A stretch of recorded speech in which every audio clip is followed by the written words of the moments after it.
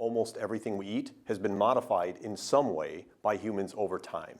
But when people ask about GM crops, they're usually referring to a crop in which we've inserted a gene, one or a few genes, typically from another species. And so if you look at this model here, imagine this is DNA. The colors represent the different letters of the DNA alphabet.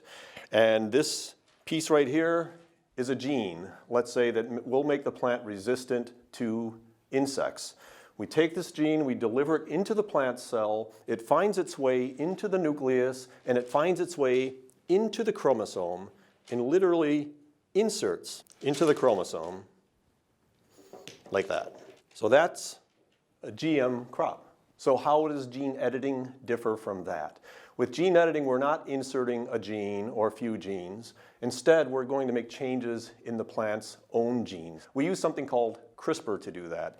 Everybody's heard of CRISPR? This is the CRISPR molecule. This is the CRISPR protein.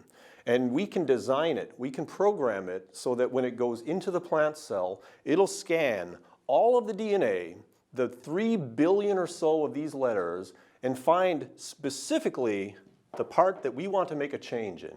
It'll bind to that and then introduce a change.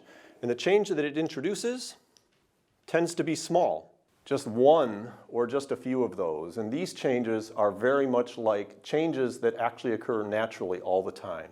So the two main differences are we're not inserting genes and we're making changes in the plant's own DNA, and the changes tend to be very small.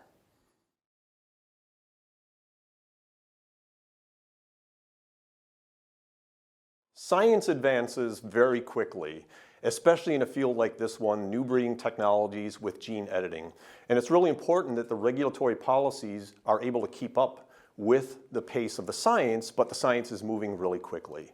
So it would be good if the regulatory policies could keep up, but we also don't want to rush them.